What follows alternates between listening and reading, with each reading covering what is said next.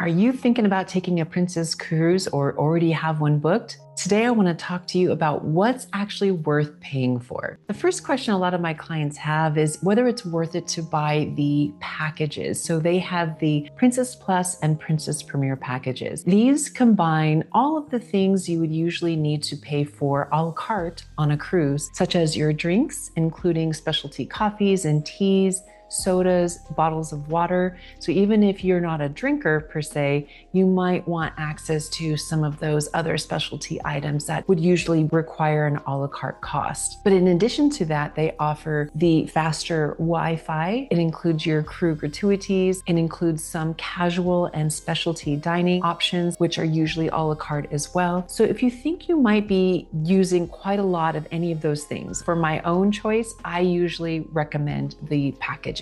I feel like they do save money if you're going to be using those. However, if you feel like you can get away with not using specialty dining, you don't really need Wi-Fi, and you're happy having the drinks that are already included in your cruise fare, then you might be okay without a package.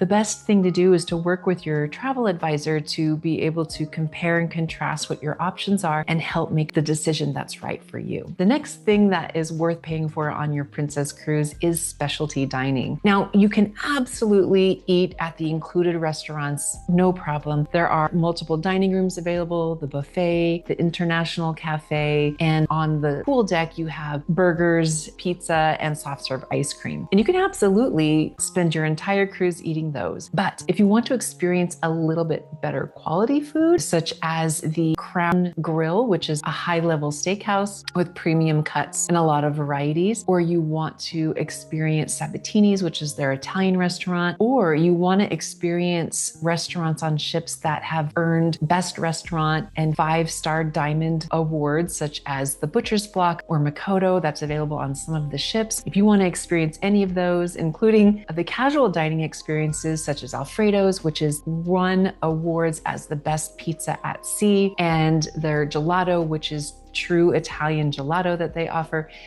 There's so many extra restaurants that have an extra cost, but if you're any type of foodie at all or would like to experience the food that offers, and it's fantastic food, I have to say, fantastic food, then those do cost extra. However, if you've chosen to get either the Plus or Premier packages, you can have some of those included. With the Plus package, you can get 4 of the casual dining, or the Premier package where you can get unlimited specialty restaurants. So those that Makoto and Butcher's Block and Crown and Sabatini's, as well as the casual dining. You can go to those as many times as you'd like.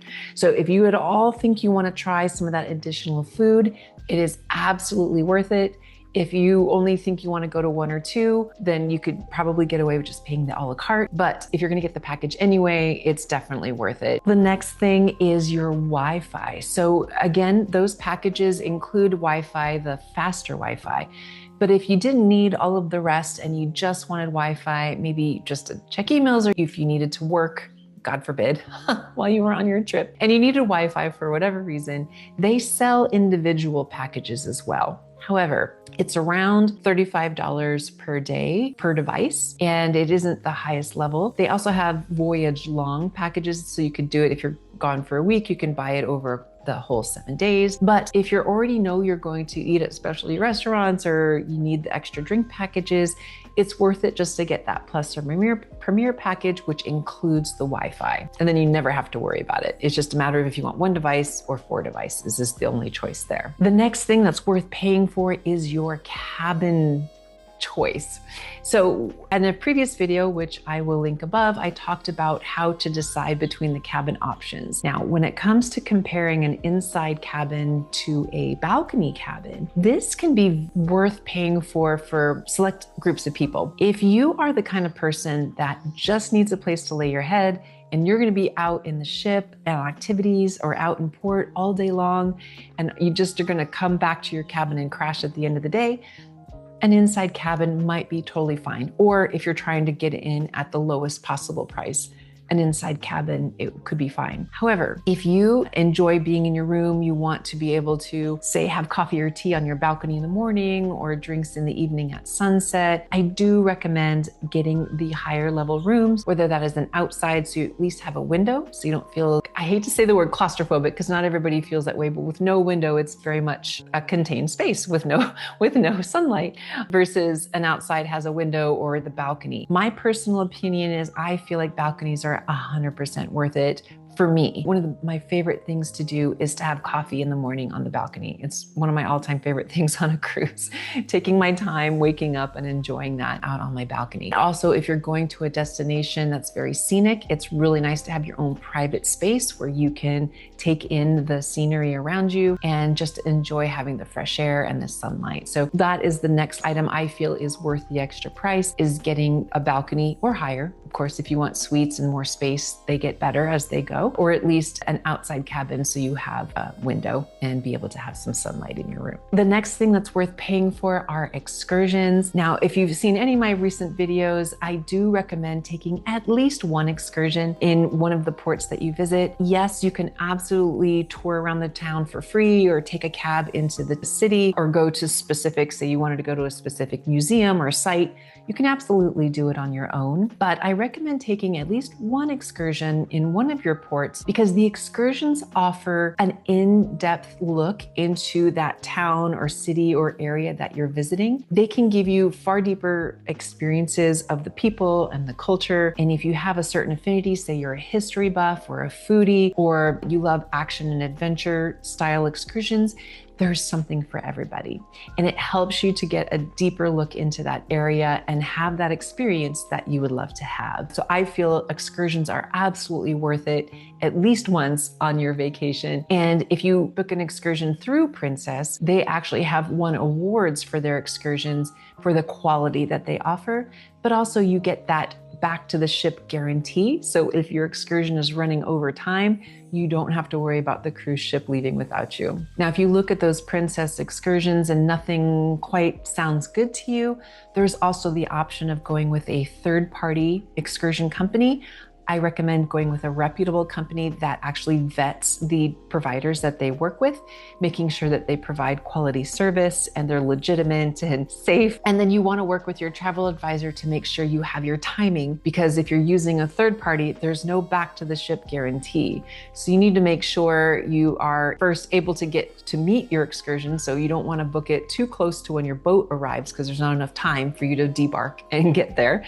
Nor do you want to book it too close to when your ship is going to leave because it can leave without you. So you want to work with your advisor to make sure you've got your timing right, booking through a third party. The next thing that is worth paying for are spa treatments. Now, worth it for me, I love me a good massage or a facial.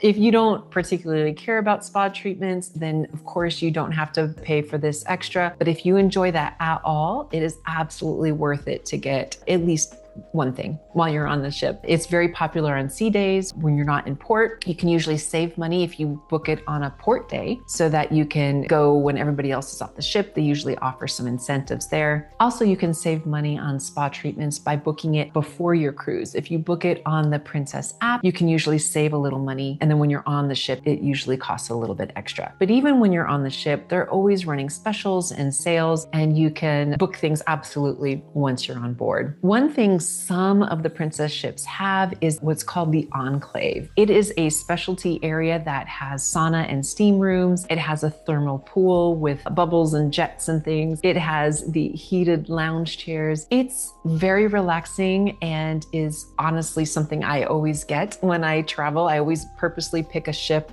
with that in it so that I can get that. We usually get it for the full week or the duration of our cruise, depending on when we're going, so that within opening hours, you can go anytime you want. So if you get back from an excursion and you're just tired and cold, you can go into that thermal pool or a sauna, or if you just want to go and relax for a few hours on the heated lounge chairs and enjoy the space, it is absolutely worth it if that's something that would be enjoyable to you. The next is the sanctuary spaces. So there are, on not all of the ships, but on a good number of the ships, they have a sanctuary area. And I'm not including the newest ships, Sun and Star. I'll talk about those in a moment because they're going to be a little different. But all of their other ships a lot of them have a sanctuary space. It is in the bow. It is a private area. You have to have reservations in order to get inside. It does cost extra to get inside, but it provides cabana rentals. And in the cabana, you get 2 lounge chairs with the nice cushy resort cushions on the lounge chairs. You have a private cabana where the curtain that you can close. There's a television, couches, bottle service, waiters bringing you drinks and food, high tea even. So you can rent the cabana for a half or a full day. There's also just lounge chairs that are facing out towards the sea, and with, again, the big cushions, very luxury resort, those style of lounge chairs. You can rent those as well for a half day or a full day. And I think the price for those was $40 or $60, and the cabana was $140 for a half a day. The reason I liked it, it was very comfortable and lots of shade options and sun options depending on the weather and what you're looking for. Also, the service level was fantastic. It was quieter than the pool area because the pool, especially at sea days, they always have DJs and bands and things, so it could get loud and crowded because everybody goes there. There's an adult only pool, but even that can get crowded. So by reserving an area in the sanctuary, you not only reserve your area, so you don't have to worry about getting there early and reserving a lounge chair. You already have an area assigned to you. It's much quieter. They do have music, but it's not the blasting DJs and such.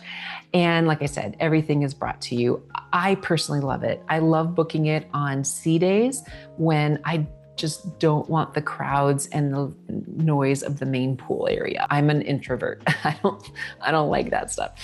So for me, it works well. But if you get pumped up by that energy and you love being around people, then it might not be the right thing for you, and the regular pool area will be just fine. So that's everything but the Sun and Star. But if the Sun and Star, if you're booking on their ships, they actually have the sanctuary is only for certain cabin choices. So you can book the sanctuary balcony cabin, sanctuary mini suite, or the sanctuary suite. And only if you book one of those cabin choices will you have access to this sanctuary area, which is going to be, I believe, more of a pool area. If you do book that, you also get access to the sanctuary area of the dining rooms, where you don't have to have reservations. You can show up at any time and they will have a table for you. It has some additional menu items that the regular dining rooms do not have. They also have priority seating at the entertainment venues, priority embarkation and disembarkation. And then you also have included that premier package. So it's in your cruise fare. You don't have to worry about anything. Absolutely everything is included in that. Now, as you're planning your next princess cruise, if you don't want to do it all alone, you'd like some professional help, I've linked below how you can work with me. And if you are thinking about cruising, I recommend these videos next. And thank you so much for stopping by. Happy sailing.